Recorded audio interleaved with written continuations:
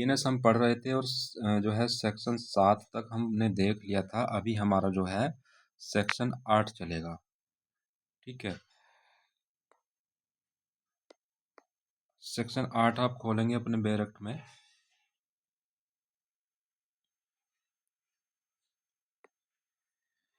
देखिए क्या कहता है, जुर्माने की रकम, जुर्माना आदि देने में व्यतिक्रम होने पर दायित्व।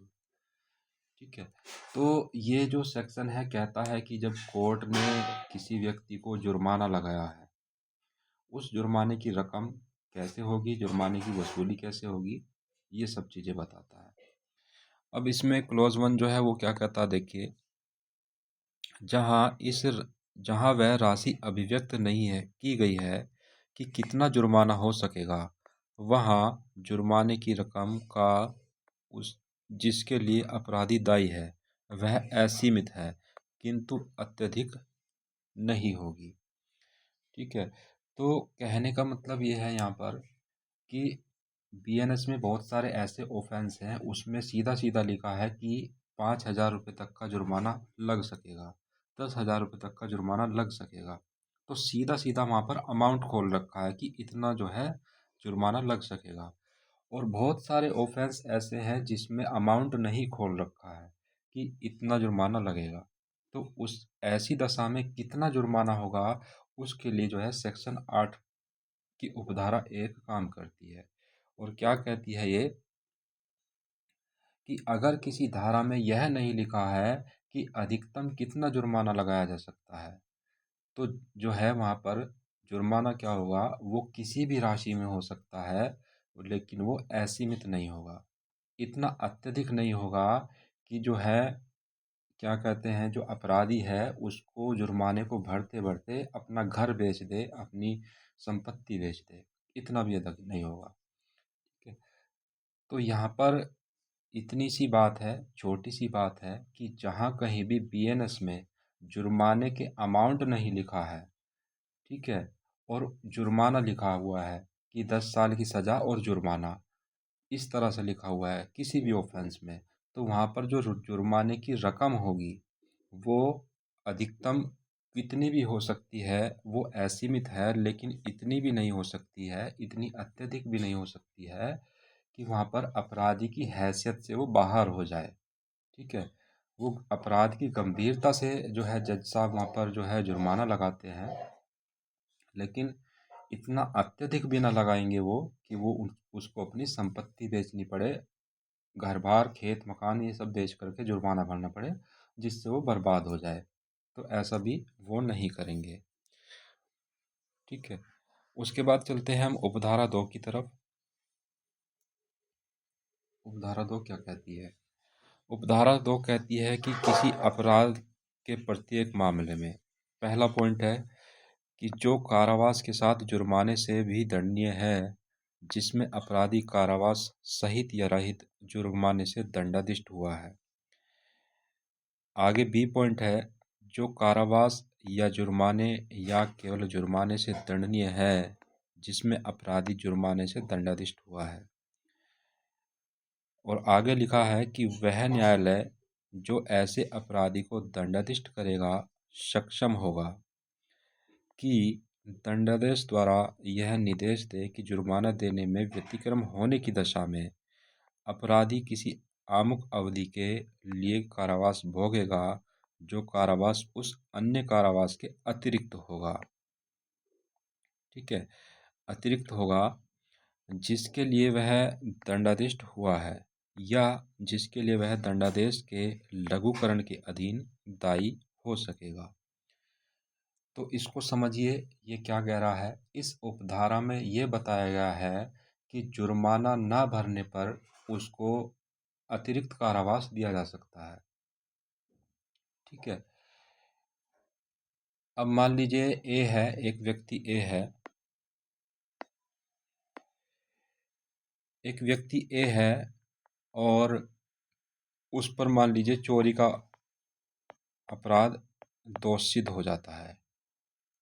उसको जो क्या है 2 साल की सज़ा दे दी है जज साहब ने, और प्लस में 10,000 रुपये का जुर्माना भी लगा दिया है। ठीक है। और कोर्ट ने यह भी आदेश दिया है कि अगर वो इस 10,000 रुपये को जो है जमा नहीं करता है तो उसको 6 महीने अतिरिक्त जो है जेल काटनी पड़ेगी। ठीक है। तो पहली कंडीशन तो ये है, एक व्यक्ति है, उसने जो है क्या किया, अ, चोरी का अपराध किया, दोष सिद्ध हो गया, जज साहब ने 2 साल की सज़ा कर दी और साथ में 10,000 रुपये का जुर्माना लगा दिया। और आदेश में यह भी लिख दिया कि अगर वो 10,000 रुपये जो जुर्माने की रकम है वो उसको अदा नहीं करता है तो उसको अतिरिक्त 6 महीने की जेल जो है काटनी पड़ेगी। ठीक है। तो अब इसमें दो कंडीशन आती हैं। पहली कंडीशन सीधी सीधी ये कहती है कि यदि वो 2 साल जेल काट ले और 2 साल के अंदर ही वो 10,000 रुपये भी जमा कर दे तो वो सीधा सीधा 2 साल के बाद बाहर आ जाएगा। ठीक है। सीधा सीधा 2 साल के बाद वो बाहर आ जाएगा। पहली कंडीशन ये कहती है। दूसरी कंडीशन ये कहती है कि यदि वो 10,000 रुपये जमा नहीं करता है, 2 साल से वो जेल में है, लेकिन जज साहब ने जो 10,000 रुपये का जुर्माना लगाया था वो 10,000 रुपये उसने जमा नहीं किए हैं, तो अब उसको जो है 2 साल से अधिक 6 महीने और काटने पड़ेंगे। तो ये जो 6 महीने का जो कारावास है ये उसको 2 साल से जो है अधिक काटना पड़ेगा। तो कुल मिलाकर के वो फिर 2.5 साल तक जेल में रहेगा। ठीक है। तो ये इसमें बताया गया है उपधारा 2 में। आगे जो इसमें बात की गई है, आगे इसमें जो बात की गई है ये आपको इसमें लघुकरण एक शब्द दिख रहा होगा, उसको समझते हैं। ठीक है। अब पहली बात इसमें यह भी जान लीजिए, लघुकरण वाली बात को जानने से पहले पहली बात ये जान लीजिए कि कोर्ट को जो है ये विवेकाधिकार है कि जो जुर्माना ना देने पर कितनी जेल होगी, कितनी सज़ा होगी, ये न्यायालय का विवेक होता है। ठीक है। और बाकी इसमें जो आगे नियम आएगा वो हम देखेंगे। लेकिन अब हम लघुकरण वाले शब्द की बात करते हैं। ये क्या कहता है? ये कहता है कि अगर सरकार ने किसी की सज़ा को कम कर दिया है तब भी उसे जुर्माना तो भरना ही होगा। सरकार ने क्या किया है, उसकी सज़ा को केवल कम किया है, जुर्माने को कम नहीं किया है, नहीं हटाया है। तो वहाँ पर क्या होगा, उसको जुर्माना तब भी देना पड़ेगा। लघुकरण की बात यही है कि सज़ा को कम करना। ठीक है। तो सरकार ने किसी की सज़ा को कम कर दिया है तब भी उसे जुर्माना तो भरना ही होगा, वरना उसे कम से कम जो सज़ा दी गई है जुर्माना ना भरने के लिए वो सज़ा तो उसको काटनी पड़ेगी। अब मान लीजिए चोरी वाले ही उदाहरण को हम देखें तो यहाँ पर 2 साल की जो सज़ा थी सरकार ने उसको माफ़ कर दिया, लेकिन कोर्ट ने क्या है 10,000 रुपये का जुर्माना भी लगाया था।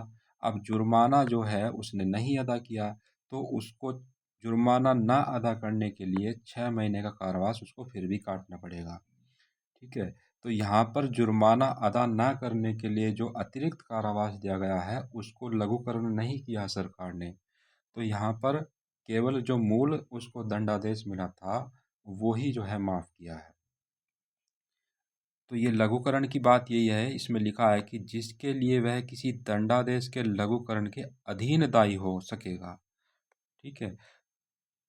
तो दंडादेश के लघुकरण अगर कर दिया जाता है, उसको माफ़ कर दी मूल सज़ा माफ़ कर दी जाती है, लेकिन फिर भी वो जुर्माना अदा नहीं कर रहा है, फिर भी जो है वो अतिरिक्त कारावास जो जुर्माना ना देने के लिए उसको दिया गया है उसको फिर भी काटेगा। उपधारा 2 इतनी बात करती है। ठीक है।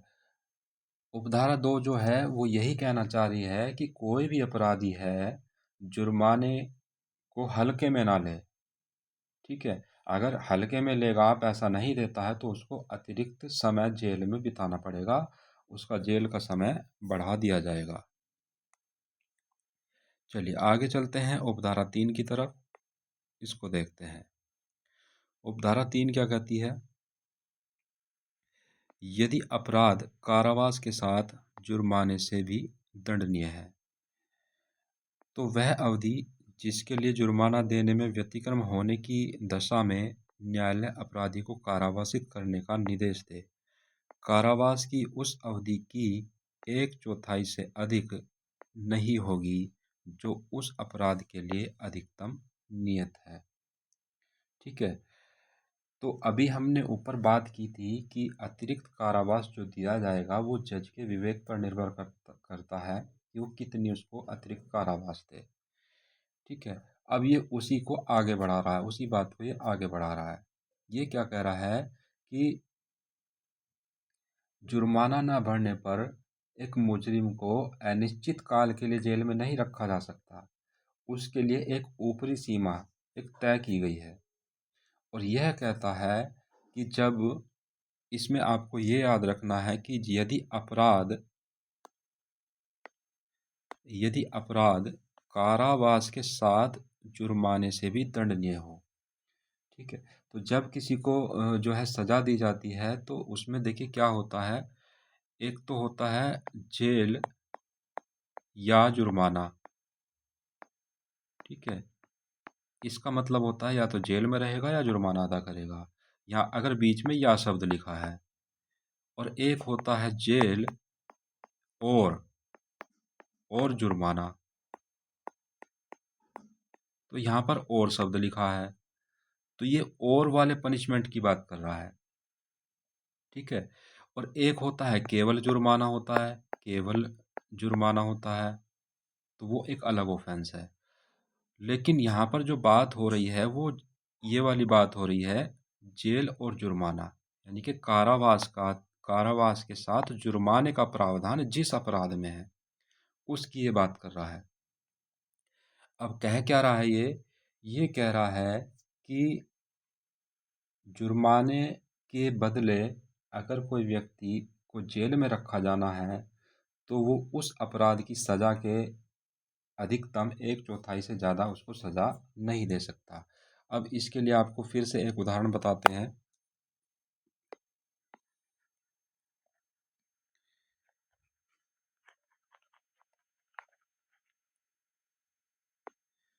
देखिए क्या है उदाहरण।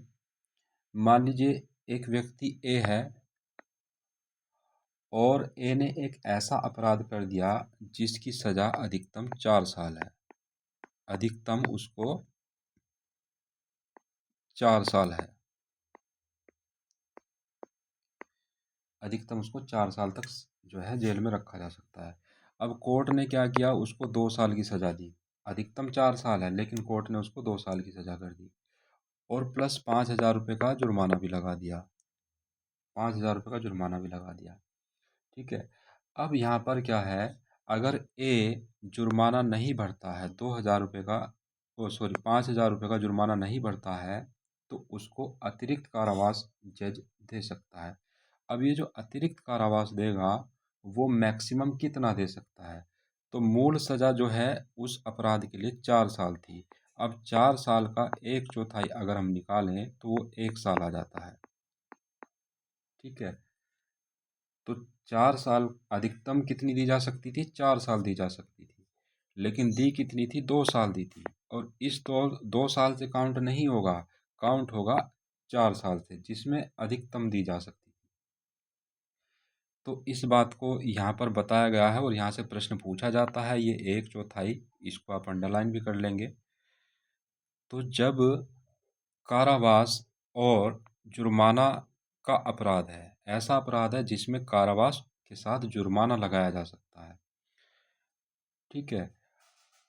और वहाँ पर जो है व्यक्ति जुर्माना अदा नहीं करता है तो वहाँ पर जो उसको अतिरिक्त सज़ा दी जाएगी जुर्माना ना देने पर, वो मूल दंड जितना उसमें अधिकतम दिया जा सकता है उससे 1/4 अधिक नहीं होगी।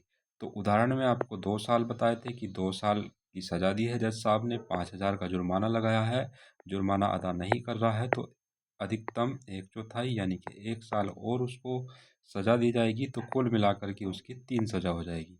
2 साल जो उसको जज साहब ने दी थी और 1 साल उसकी जुर्माना अदा ना करने पर। और ये जो 1 साल है ये अधिकतम है, ऐसा नहीं है कि 1 साल ही देंगे, ये अधिकतम है, ठीक है? ये 1 माह भी हो सकती है, ये 3 माह भी हो सकती है, ये 6 माह भी हो सकती है। तो इस बात को भी ध्यान रखेंगे। अब कितना होगा, वो जज साहब के विवेक पर निर्भर करता है। ये आपकी उपधारा 3 है। आगे हम बढ़ते हैं उपधारा 4, उपधारा 4 की तरफ।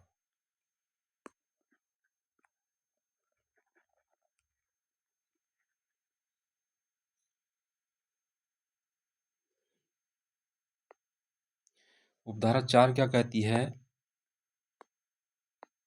वह कारावास जिसे न्यायालय जुर्माना देने में व्यतिक्रम होने के लिए या सामुदायिक सेवा में व्यतिक्रम के लिए अधिरोपित करे, ऐसा किसी भांति का हो सकेगा जिससे अपराधी को उस अपराध के लिए दंडाधिष्ट किया जा सकता था। तो उपधारा 3 में हमने बात की थी कि जब ऐसे अपराध में कन्वेक्शन किया जाता है जिसमें जेल और जुर्माना दोनों हैं, उपधारा 4 जो है उससे हट के थोड़ा सा बात करती है। वो ये कहती है कि अगर किसी अपराध के लिए, ठीक है, कारावास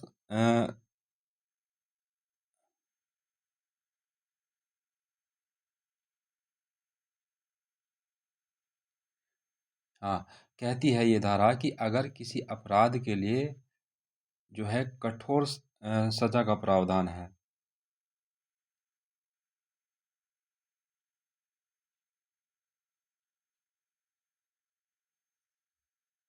ओके, ये कह रहा है,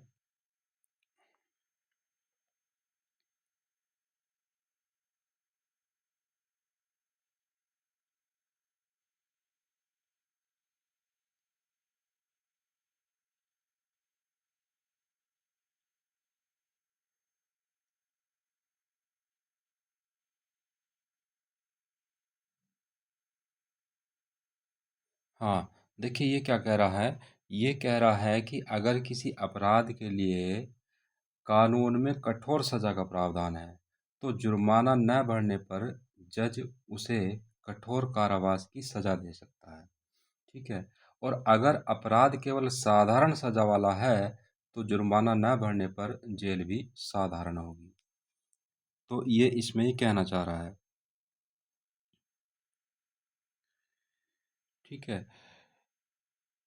अब मान लीजिए किसी अपराध में कठोर कारावास का प्रावधान है और जुर्माना भी उसमें लगा दिया, तो जो जुर्माना ना देने पर जो अतिरिक्त कारावास दिया जाएगा वो कठोर हो सकता है, ठीक है? और अगर किसी अपराध में केवल सादा कारावास था और साथ में जुर्माना भी था, जुर्माना अदा नहीं किया है, तो वहाँ पर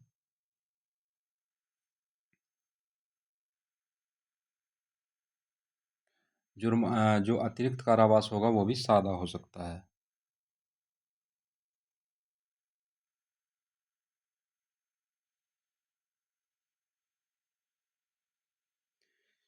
ठीक है? अब हम जो है अगले उस पर बढ़ते हैं,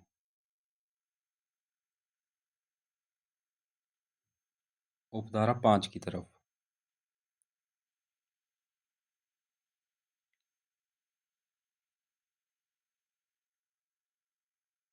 उपधारा 4 में सामुदायिक सेवा शब्द भी जुड़ा है, ठीक है? तो सामुदायिक सेवा का मतलब ये है कि यदि कोई व्यक्ति सामुदायिक सेवा करने से मना कर देता है, उसका व्यतिक्रम करता है या चूक कर देता है उससे, तो जो अतिरिक्त कारावास होगा वो किसी भी भांति का हो सकेगा। वो यही कह रहा है कि जो जुर्माना ना देने पर अतिरिक्त कारावास होगा वो किस प्रकार का होगा, सादा होगा या कठोर होगा। तो इसमें कहा गया है कि वो किसी भी भांति का हो सकेगा, जुर्माना ना देने पर या फिर सामुदायिक सेवा न करने पर। तो ये दोनों बातें इसमें उपधारा 4 में है। इसको आपको थोड़ा सा ध्यान रखने की जरूरत है क्योंकि यहाँ पर सामुदायिक सेवा भी आया है, ठीक है? उसके बाद हम चलते हैं उपधारा 5 की तरफ। और उपधारा 5 क्या कहती है?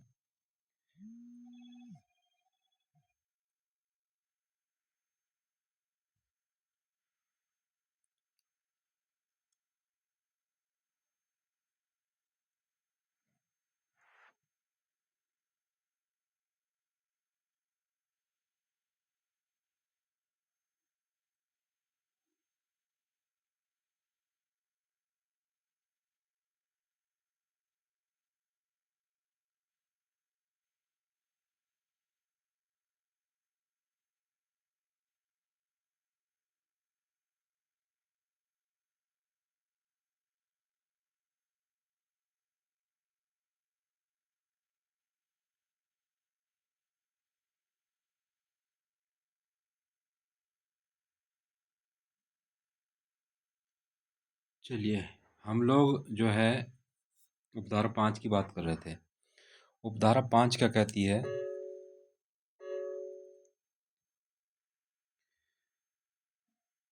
उपधारा 5 कहती है, यदि अपराध जुर्माने से या सामुदायिक सेवा से दंडनीय है तो वह कारावास जिसे न्यायालय जुर्माना देने में व्यतिक्रम होने की दशा में या सामुदायिक सेवा में व्यतिक्रम होने की दशा में अधिरोपित करे वो सादा होगा। ये इम्पोर्टेंट है, इसको आप जो है मार्क कर लीजिएगा। उपधारा 5 में सादा शब्द जो है, वह अवधि जिसके लिए जुर्माना देने में व्यतिक्रम होने की दशा में या सामुदायिक सेवा में व्यतिक्रम होने की दशा में न्यायालय अपराधी को कारावासित करने का निर्देश दे, निम्नलिखित अवधि होगी। ठीक है। तो ये जो उपधारा 5 है वो ये कहती है कि जब अपराध में केवल जुर्माना है, कोई ऑफेंस है, उसमें कारावास का प्रावधान नहीं है, केवल जुर्माने का प्रावधान है। ठीक है। या फिर केवल सामुदायिक सेवा का प्रावधान है और वो ऐसा जुर्माना नहीं भरता है या ऐसी सामुदायिक सेवा करने से मना कर देता है, तो जो उसको अतिरिक्त कारावास होगा वो सादा कारावास होगा। पहली बात इसमें ये याद रखिएगा कि वो जो अतिरिक्त कारावास होगा या कारावास होगा, क्योंकि यहाँ पर अतिरिक्त शब्द गलत है, कि उसमें जो कारावास दिया जाएगा वो सादा कारावास होगा। ठीक है। आगे हम बढ़ते हैं। इसमें 3 कंडीशन बताई गई है और 3 कंडीशन में पहली कंडीशन क्या है? ये जो 3 कंडीशन है केवल ये जुर्माना अदा न करने पर है। कैसे अपराध में? जिसमें केवल जुर्माने का प्रावधान है, उसमें जो है 3 कंडीशन बताई गई हैं कि वहाँ पर उसको कितना कारावास दिया जाएगा। पहली कंडीशन देखिए, जब जुर्माने की रकम 5,000 रुपये से अधिक ना हो। ठीक है। तो जब जुर्माने की रकम 5,000 रुपये तक है तो उसको 2 महीने का जो है कारावास दिया जाएगा। और कैसा कारावास होगा? सादा कारावास होगा, अभी हमने देखा ऊपर। ठीक है। दूसरी कंडीशन कहती है कि जब जुर्माने की रकम 10,000 रुपये से अधिक ना हो। तो जब जुर्माने की रकम जो है 10,000 रुपये तक है तब उसको 4 महीने का कारावास दिया जा सकता है। ठीक है। 4 महीने से अनधिक लिखा हुआ है तो 4 महीने तक का दिया जा सकता है, उससे कम उससे ज़्यादा नहीं दिया जा सकता। कम दिया जा सकता है, ज़्यादा नहीं दिया जा सकता। और तीसरा पॉइंट कहता है किसी अन्य दशा में 1 वर्ष से अनधिक अवधि के लिए। यानी कि जब जुर्माने की रकम जो है वो 10,000 रुपये से अधिक हो तब उसको जो कारावास दिया जाएगा वो 1 वर्ष अधिकतम दिया जा सकता है। अधिकतम 1 वर्ष दिया जा सकता है। तो इसमें आपको चारों पॉइंट याद रखने हैं। पहली बात यह है इसमें कि जब अपराध में केवल जुर्माना है या फिर केवल सामुदायिक सेवा है और वो ऐसा जुर्माना अदा नहीं करता है या सामुदायिक सेवा नहीं करता है तो उसको जो कारावास दिया जाएगा वो सादा कारावास दिया जाएगा। पहली बात ये याद रखनी है। दूसरी बात ये याद रखनी है फिर इसमें कि जो जुर्माना है, अगर 5,000 रुपये तक का जुर्माना लगाया था तो अधिकतम उसको 2 महीने तक जेल में रखा जा सकता है। और अगर उसको 10,000 रुपये तक का जुर्माना लगाया था, मतलब 5,000 से अधिक 10,000 से कम, तो वहाँ पर उसको अधिकतम 4 महीने तक कारावास में रखा जा सकता है। और यदि उसको 10,000 रुपये से अधिक जुर्माना लगाया था, वहाँ पर उसको अधिकतम 1 वर्ष के लिए जेल में रखा जा सकता है। ये आपकी उपधारा 5 है। ठीक है। उपधारा 6 की तरफ चलते हैं।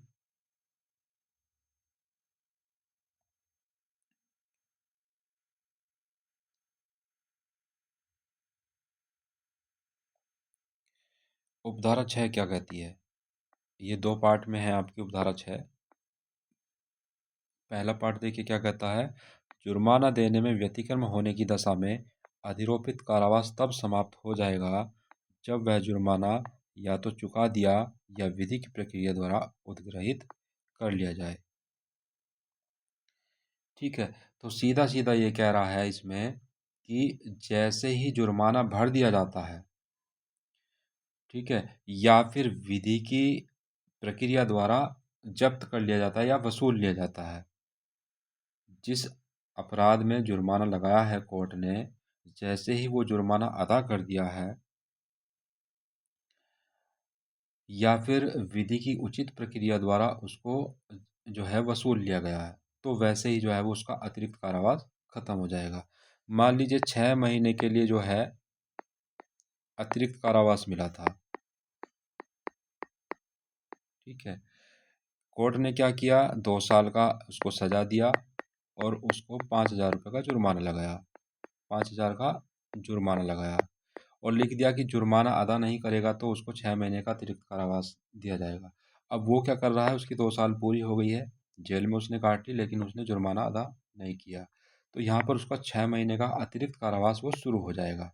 अब वो 6 महीने का जो अतिरिक्त कारावास काट रहा है, इस 6 महीने के अंदर चाहे पहले दिन, चाहे 30वें दिन, चाहे 45 दिन, 1 महीने में, 2 महीने में, कभी भी, जैसे ही वो जुर्माना अदा कर देता है, तो वो उसके अतिरिक्त कारावास की जो सज़ा है वो ख़त्म हो जाती है। जैसे ही वो जिस भी दिन वो जुर्माना अदा कर देगा, उस दिन उसकी वो सज़ा ख़त्म हो जाएगी। या फिर विधि की प्रक्रिया द्वारा जो है वसूल लिया जाता है, तब भी जो है उसकी वो अतिरिक्त कारावास की सज़ा ख़त्म हो जाएगी। पहला पॉइंट ये कह रहा है सीधा-सीधा। दूसरे पॉइंट की हम बात करें इसमें, कह रहा है कि यदि जुर्माना देने में व्यतिक्रम होने की दशा में नियत की गई कारावास की अवधि के अवसान होने से पूर्व जुर्माने का ऐसा अनुपात चुका दिया जाए या उद्ग्रहित कर लिया जाए कि देने में व्यतिक्रम होने पर कारावास की अवधि जो भोगी जा चुकी है, वह जुर्माने के तब तक न चुकाए गए भाग के आनुपातिक से रकम कम न हो सके हो, तो कारावास समाप्त हो जाएगा। अब देखिए इसको क्या है, इसमें अनुपात की बात की गई है। अब आपको एक कंडीशन, पहले वाली कंडीशन बताई कि जिस भी दिन वो जुर्माना अदा कर देगा या जिस दिन उसके जुर्माने की जो वसूली कर ली जाएगी, उस दिन उसका जो है अतिरिक्त कारावास वो समाप्त हो जाएगा। अब दूसरी कंडीशन ये कहती है कि वो थोड़ा-थोड़ा करके जुर्माना अदा कर रहा है, ठीक है? जुर्माना क्या कर रहा है, आधा कर दिया या कुछ हिस्सा जुर्माना भर दिया, तो जो जेल की जो अवधि है वो उसी अनुपात में कम हो जाएगी, ठीक है? उसी अनुपात में वो कम हो जाएगी। अब मान लीजिए किसी पर 1,000 रुपये का जुर्माना लगाया और जुर्माना ना भरने पर जो है उसको जुर्माना ना भरने पर उसको 4 महीने की जेल तय कर दी जाती है। कोर्ट ने क्या किया, एक व्यक्ति ए पर 1,000 रुपये का जुर्माना लगाया, 1,000 रुपये का जुर्माना लगाया और ये भी कहा कि अगर जुर्माना अदा नहीं करते हैं तो 4 महीने की आपको जेल काटनी पड़ेगी। अब वो क्या कर रहा है, वो यहाँ पर 1,000 रुपये उसने जमा नहीं करे, अब वो धीरे-धीरे पैसे दे रहा है। वो क्या कर रहा है, उसने मान लीजिए 250 रुपये दे दिए, अगली बार उसने फिर से 250 रुपये दे दिए, ठीक है? या फिर उसने 750 रुपये दे दिए या उसने 500 रुपये दे दिए, आधा। तो अब क्या है, इसको एक अनुपात निकाला जाएगा। यहाँ पर अगर वो 250 के रेशियो में पैसे दे रहा है, तो 250 का मतलब 1 महीना रेशियो निकाल लिया जाएगा, क्योंकि उसको अतिरिक्त जो कारावास 4 महीने की बात की जा रही थी, वो क्या हो गई, वो 4 पार्ट में डिवाइड हो गई, क्योंकि वो 250 की किस्तों में पैसे दे रहा है। तो जितना भी वो पैसा दे रहा है, मान लीजिए अगर उसने 1,000 रुपये एक बार में दे दिया, कभी भी, पूरे 4 महीने में कभी भी दे दिया उसने 1,000 रुपये, तो उसी दिन उसकी तुरंत रिहाई हो जाएगी, ठीक है? अब मान लीजिए उसने पैसे 500 रुपये दिए हैं, दूसरे जो है 1 महीना उसने काट लिया और 500 रुपये उसने दे दिए। अब उसको 4 महीने की सज़ा बोली थी अतिरिक्त की। एक 500 रुपये जमा कर दिए उसने, तो यहाँ पर क्या होगा, उसके 2 महीने वहाँ से काट दिए जाएँगे। 2 महीने उसके ख़त्म कर दिए जाएँगे, क्योंकि उसने आधा जमा कर दिया। तो कहने की बात ये है यहाँ पर, ये आनुपातिक रूप से कम कर देती है सज़ा को। जितना अमाउंट वो देता रहेगा, उस हिसाब से उसकी सज़ा को अनुपात के रूप में डिवाइड करके उसको वैसे ही ख़त्म कर दिया जाएगा। ये कहना चाह रही है। परीक्षा में पूछा नहीं जाता है इसको, लेकिन पढ़ना ज़रूरी है, हर सेक्शन को पढ़ना ज़रूरी है नॉलेज के लिए। ठीक है। एक इसमें दृष्टांत है, वो भी आप पढ़ लीजिएगा। अगर समझ में ना आए तो पूछ लीजिएगा, पूछा नहीं जाता है वैसे ये। ठीक है। और ये जो आपको दृष्टांत है, ये दृष्टांत वही है जो मैंने अभी आपको समझाया या बताया, ये वही है, इसमें वही सब लिखा है। आगे हम इसमें उपधारा 7 की बात करते हैं। उपधारा 7 क्या कहती है कि जुर्माना या उसका कोई भाग जो चुकाया ना गया हो, दंडादेश दिए जाने के पश्चात 6 वर्ष के भीतर, इसको अंडरलाइन करेंगे, 6 वर्ष के भीतर किसी भी समय, और यदि अपराधी दंडादेश के अधीन 6 वर्ष से अधिक के कारावास से दंडनीय है, तो उस कालावधि के अवसान से पूर्व किसी भी समय उद्ग्रहित किया जा सकेगा। और अपराधी की मृत्यु होना किसी भी संपत्ति को इस दायित्व से उन्मुक्त नहीं करती जो उसकी मृत्यु के पश्चात उसके ऋणों के लिए वैध रूप से दायी है। ठीक है। तो ये जो है जुर्माने की वसूली से संबंधित है कि जुर्माने की वसूली कितने समय तक की जा सकती है। तो यहाँ पर क्या है, जुर्माने की वसूली 6 महीने, अधिकतम 6 साल लिखा हुआ है, समय सीमा बताता है। अगर कोर्ट ने क्या किया, जुर्माना लगाया, तो सरकार उस तारीख से 6 साल के भीतर कभी भी जो है जुर्माना वसूल कर सकती है। ठीक है। उसकी संपत्ति को बेचकर या उस पर कोई अन्य कानूनी कार्रवाई करके जो है पैसे वसूल सकती है। ठीक है। तो ये इसमें बताया गया, मान लीजिए 3 साल की सज़ा दी गई है और 3 साल के बाद वो बाहर आ जाता है, लेकिन उसने जुर्माना नहीं दिया है। अब जुर्माना नहीं दिया है तो कोर्ट ने उस पर अतिरिक्त कारावास भी नहीं लिखा था। जब कोर्ट ने ना तो अतिरिक्त कारावास लिखा कि अगर जुर्माना नहीं देगा तो अतिरिक्त अतिरिक्त कारावास भोगना पड़ेगा, ऐसा भी नहीं लिखा आदेश में, और 3 साल की अवधि पूरी हो गई है तो वो जेल से बाहर आ जाएगा। अब जुर्माना उसने दिया नहीं है तो क्या होगा, तो 6 साल के भीतर जो है कोर्ट क्या करेगी, उससे जुर्माना वसूल कर सकती है। ठीक है। दूसरा इसमें यह कहा गया है कि यदि अपराधी दंडादेश के अधीन 6 वर्ष से अधिक के कारावास से दंडनीय है, तो मान लीजिए 10 साल की सज़ा मिली उसको, तो यहाँ पर ये 6 साल वाला कॉन्सेप्ट लागू नहीं होगा। जब तक भी वो जेल में रहेगा 10 के 10 साल, तो कभी भी उससे वसूली की जा सकती है। ठीक है। ये जो 6 वर्ष का कॉन्सेप्ट है केवल वहीं पर लागू होगा जहाँ पर वो 6 वर्ष से पहले छूट जाता है। तीसरा पॉइंट इसमें जो है मृत्यु की बात भी करता है कि यदि किसी व्यक्ति की मृत्यु 6 साल से पहले हो जाती है, जिससे जुर्माना वसूला जाना है, उसकी मृत्यु 6 साल से पहले हो जाती है, तो भी उसका जुर्माना माफ़ नहीं होगा। तब क्या होगा, उसके ऋणों के लिए वैध रूप से दायी, यानी कि जो भी उसका वारिस होगा या जिसको भी संपत्ति मिलने वाली है उसकी, उसकी उस संपत्ति से वो वसूला जाएगा। तो यहाँ पर कह रहा है कि मृत्यु के बाद भी जुर्माने को माफ़ नहीं किया जाता है, बल्कि उसकी संपत्ति से जिसको वो वैध रूप से मिलने वाली है, वो उस जुर्माने को भरने के लिए दायी होगा। ठीक है। उपधारा 7 ये कहती है। तो ये सेक्शन 7 है आपका, लगभग समाप्त हो गया, हाँ समाप्त हो गया ये। उसके बाद आपका सेक्शन 9 आता है। अब देखिए कितना समय लगता है एक सेक्शन को पढ़ने में, लेकिन कुछ लोग क्या करते हैं, हवा हवा में पढ़ लेते हैं, बस ख़त्म कर देते हैं। चलिए सेक्शन 10 की बात करते हैं। ये सेक्शन 10 भी समझने के लिए बहुत इम्पोर्टेंट है। ये भी क्या कहा गया इसमें कि कई अपराधों से मिलकर बने अपराध के लिए दंड की अवधि। उपधारा 1 की बात करें, लिखा हुआ है कि जहाँ कोई बात जो अपराध है ऐसे भागों से मिलकर बनी है जिनमें का कोई भाग स्वयं अपराध है, वहाँ अपराधी अपने ऐसे अपराध में से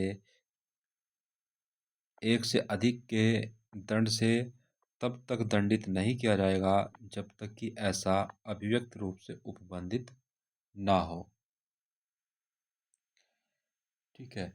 तो सेक्शन 9 जो है ये क्या कह रहा है? उपधारा 1 कह रही है कि कई भागों से मिलकर बना अपराध, और ये कह रहा है कि अगर कोई बड़ा अपराध है और छोटे-छोटे अपराधों से मिलकर बना है, ठीक है? और वे जो छोटे-छोटे अपराध हैं वे मतलब छोटे-छोटे कार्यों से मिलकर बना है, और वो जो छोटे-छोटे कार्य हैं स्वयं भी अपराध हैं। तो जो सज़ा दी जाएगी वो सिर्फ़ एक बड़े अपराध के लिए दी जाएगी जब तक उसको स्पष्ट रूप से अलग ना किया गया हो। ठीक है? इसमें जो है उदाहरण है पहले वाला दृष्टांत, उसको देखिए। दृष्टांत का कह रहा है कि का या पर लाठी से 50 प्रहार करता है। यहाँ यह हो सकता है कि का ने संपूर्ण मारपीट द्वारा और उन प्रहारों में से प्रत्येक प्रहार द्वारा भी जिनमें वह संपूर्ण मारपीट गठित है या कि स्वेच्छा उपहति कारित करने का अपराध किया है। यदि का प्रत्येक प्रहार के लिए दंडनीय होता तो वह प्रत्येक प्रहार प्रहार के लिए 1 वर्ष के हिसाब से 50 वर्ष के लिए कारावासित किया जा सकता था, किंतु वह संपूर्ण मारपीट के लिए केवल एक ही दंड से दंडनीय है। ठीक है। तो का ने या पर लाठी से 50 बार प्रहार किया, 50 लाठियां उसको मारी। अब कानून के अनुसार क्या है कि एक बार लाठी मारना जो है चोट पहुंचाने का अपराध है। कानून ये कहता है कि अगर एक लाठी मारोगे तो भी अपराध है, 50 लाठी मारोगे तो भी अपराध है। तो अगर यहाँ पर जो है अभियोजन पक्ष कहे कि इसने 50 बार लाठी मारी है और एक बार लाठी मारने की सज़ा 1 साल है, तो इस हिसाब से 50 लाठियों की सज़ा 50 जो है साल हो जाएगी। ठीक है। तो वो कहीं भी किसी भी तरह से जो है लॉजिकल नहीं बैठता है, क्योंकि उसे वो एक ही काम कर रहा है बार बार। तो यहाँ पर ना धारा 9(1) जो है वो यही कहती है कि पूरी पिटाई के लिए जो सतत हो रही है, मतलब लगातार कार्य हो रहा है, वो एक चोट माना जाएगा उसको। तो उसे सिर्फ एक चोट के लिए ही सजा मिलेगी, 50 चोट के लिए सजा नहीं मिलेगी। उपधारा 1 जो है वो यही कह रही है यहाँ पर कि कोई बात जहाँ कोई बात जो अपराध है, मतलब एक लाठी मारना अपराध है, ऐसे भागों से मिलकर जिनमें से कोई भाग स्वयं अपराध है, तो ऐसे भागों से मिलकर वो अपने आप में ही अपराध है, वह अपराधी अपने ऐसे अपराधों में से एक से अधिक दंड से तब तक दंडित नहीं किया जाएगा जब तक उसको अभिव्यक्त रूप से उपबंध ना किया गया हो। मतलब अगर कानून में ये बात लिख दी जाती कि हर लाठी के लिए अलग से दंड मिलेगा, तो ही जो है उसको यहाँ पर मिलेगा, अन्यथा उसको एक अपराध मान करके और संपूर्ण अपराध का एक ही दंड मिलेगा। ठीक है। अब इसमें दृष्टांत 2 भी देख लीजिए, वो इससे जुड़ा हुआ है। किंतु, ठीक है, अब यहाँ पर परिस्थिति बदल जाती है। किंतु यदि उस समय जब का या को पीट रहा है माँ हस्तक्षेप करता है और का माँ पर सा से प्रहार करता है, तो यहाँ माँ पर किया गया प्रहार उस कार्य का भाग नहीं है जिसके द्वारा का या को स्वेच्छा उपहति करता है। इसलिए का या को स्वेच्छा कारित की गई उपहति के लिए एक दंड से और माँ पर किए गए प्रहार के लिए दूसरे दंड से दंडनीय है।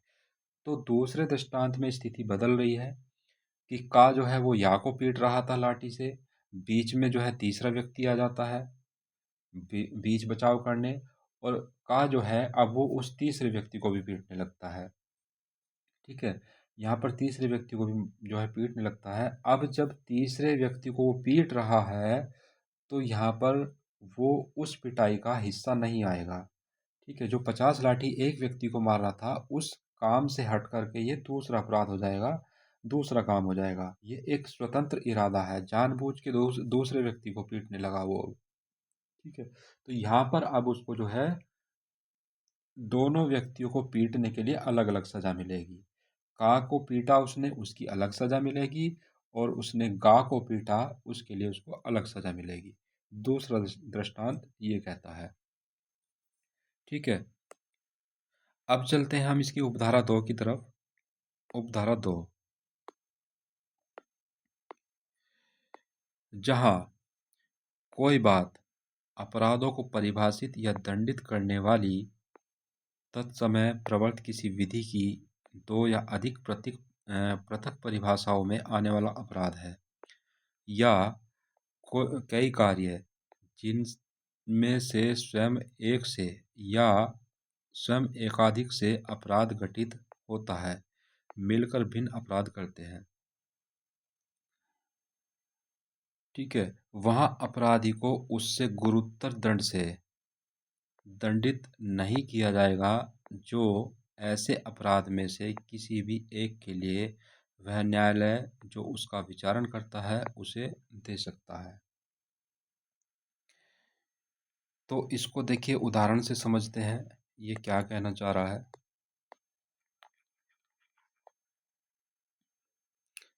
इसमें दो बातें हैं। पहली बात को पहले समझते हैं। ये कह रहा है कि कोई बात अपराधों को परिभाषित या दंडित करने वाली किसी तत्समय प्रवर्त किसी विधि को दो या अधिक पृथक परिभाषाओं में आने वाला अपराध है। मतलब कोई भी एक ऐसा काम है जो दो कानूनों में अपराध है। ठीक है? मान लीजिए एक व्यक्ति है, रमेश है, और रमेश क्या करता है, गुस्से में आता है, एक सार्वजनिक बस के, पब्लिक बस के शीशों को तोड़ देता है। ठीक है? शीशों को तोड़ देता है। रमेश ने क्या किया, गुस्से में आकर के एक सार्वजनिक बस के कांच को तोड़ दिया, शीशे को तोड़ दिया। अब जो है ये शीशा तोड़ने का जो अपराध है, दो अपराध बनते हैं यहाँ पर। जो है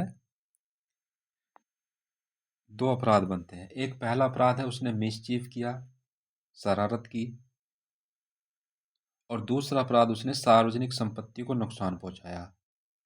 काम एक ही है, लेकिन अपराध क्या है, देखिए दो परिभाषित हो रहे हैं। एक उसने जो है शरारत किया, मिसचीफ का ऑफेंस किया, और दूसरा उसने सार्वजनिक संपत्ति को नुकसान पहुंचाया। तो यहाँ पर जो है मान लीजिए शरारत करने के लिए 6 महीने की सज़ा है, और सार्वजनिक संपत्ति को नुकसान पहुंचाने के लिए मान लीजिए 1 साल की सज़ा का प्रावधान है। ठीक है?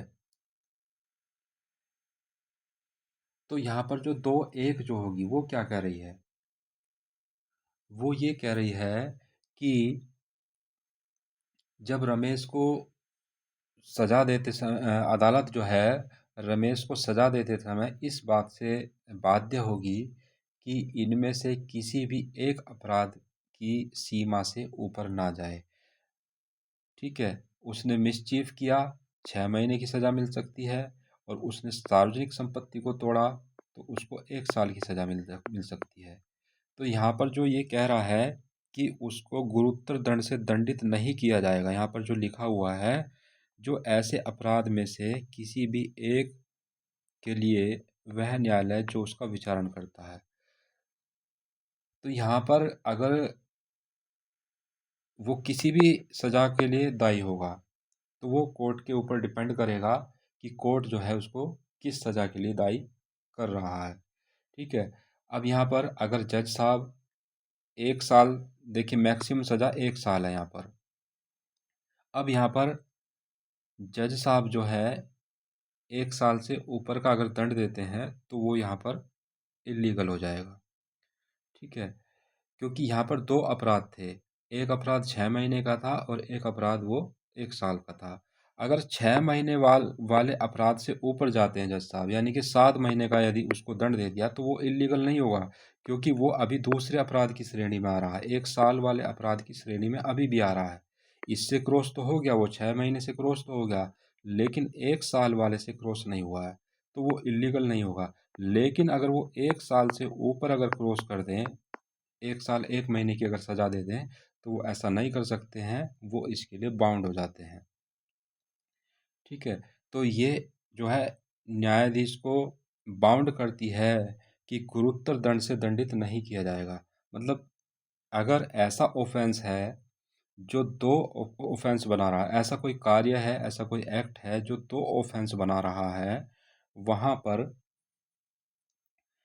एक ऑफेंस कम सजा का है, दूसरा ऑफेंस अधिक सजा का है, तो वहाँ पर जो जज साहब होंगे वो अधिकतम सजा वाले से क्रॉस नहीं करेंगे, उससे अधिक सजा नहीं दे सकते हैं। अब मान लीजिए कि अगर कहे कि 6 साल, तो उस सजा का मिसचीफ के लिए हो गया, वो 6 महीने तो जो है शरारत के लिए आपको पनिश किया जाता है, और 1 साल सार्वजनिक संपत्ति के लिए आपको पनिश किया जाता है। तो कुल मिलाकर के 1 साल 6 महीने हो गया। तो ये लिमिट क्रॉस कर रहा है, ये क्या कर रहा है, 1 साल की सीमा को पार कर रहा है। तो यहाँ पर जो है ये जो है गलत हो जाएगा। ठीक है, तो ये इसमें पहले क्लोज में ये कह रहा है कि कोई काम है अगर दो परिभाषाओं में आ रहा है तो वहाँ पर उसकी बात कर रहा है ये क्लोज वन। दूसरे की बात करें हम, जो क्लोज टू है,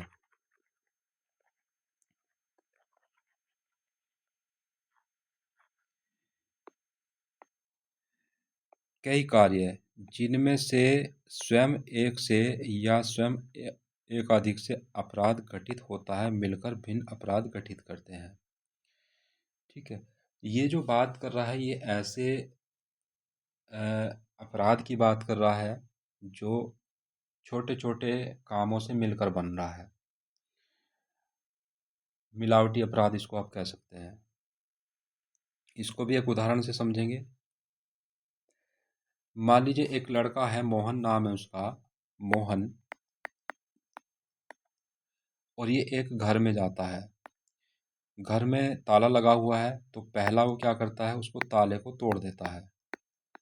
ठीक है, ताले को तोड़ देता है। फिर दूसरा ऑफेंस क्या कर रहा है, ताला तोड़ दिया मतलब उसने गृह अतिचार का अपराध कर दिया। दूसरा अपराध वो क्या कर रहा है, घर के अंदर जो है घर का मालिक मिलता है, घर का मालिक मिलता है, और वो उसको क्या करता है, डराता है, धमकाता है, और उससे जो है तिजोरी की चाबी ले लेता है। ठीक है, पहला अपराध उसने ताला तोड़ के जो है गृह अतिचार का अपराध किया। दूसरा अपराध वो क्या कर रहा है, मालिक को धमका रहा है और उससे अलमारी की चाबी ले रहा है। फिर क्या करता है वो, आगे चलता है, अलमारी का ताला खोलता है और वहाँ से पैसे लेकर के भाग जाता है। ठीक है, तो यहाँ पर वो चोरी का ऑफेंस कर रहा है। तो 3 काम उसने किए।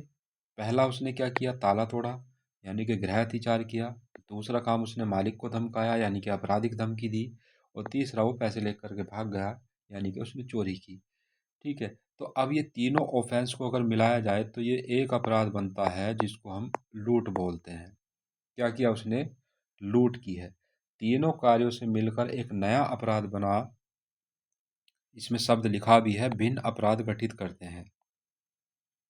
बी पॉइंट में नीचे लिखा है, भिन्न अपराध गठित करते हैं। ठीक है, तो कई कामों से मिल करके जब कोई भिन्न अपराध बनता है उसके बारे में बात कर रहा है। अब यहाँ पर आता है कि मान लीजिए ताला तोड़ने, यानी कि क्रिमिनल जो आप ट्रेसपास कर रहे हैं, गृह अतिचार कर रहे हैं, ताला तोड़ने के लिए मान लीजिए 1 साल की सजा है।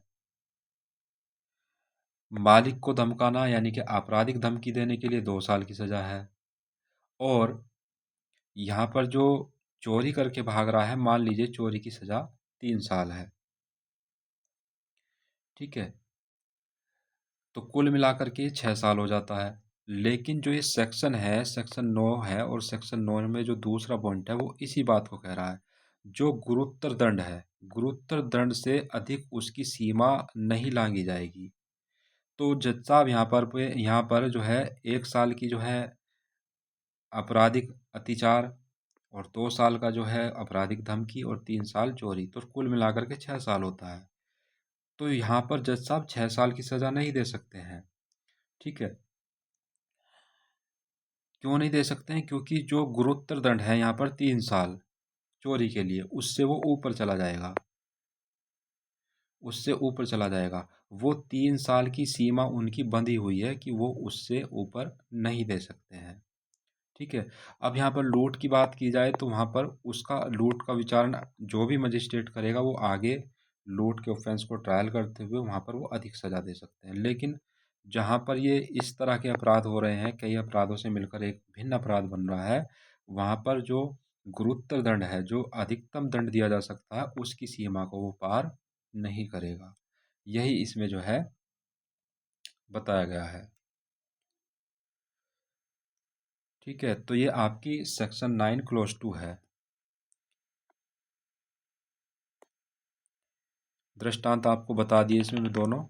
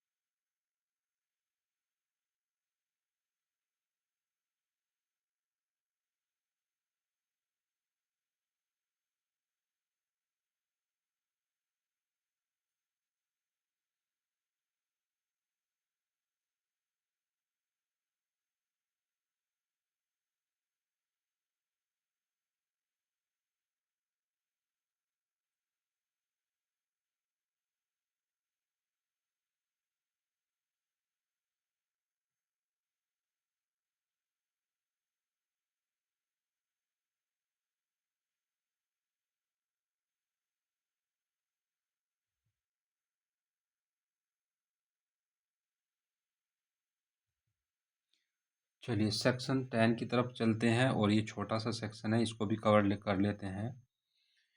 सेक्शन 10 क्या कहता है? सेक्शन 10 कहता है कई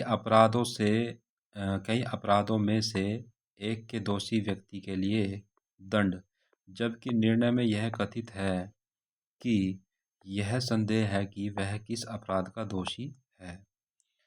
ठीक है, तो ये सेक्शन 10 है आपका।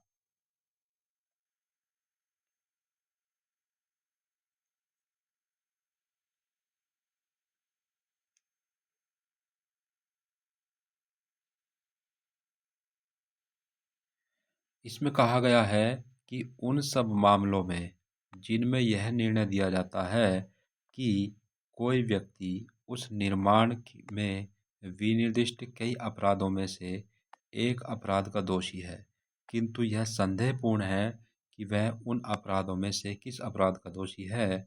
यदि वही दंड सब अपराधों के लिए उपबंधित नहीं है, तो वह अपराधी उस अपराध के लिए दंडित किया जाएगा जिसके लिए कम से कम दंड उपबंधित किया गया है।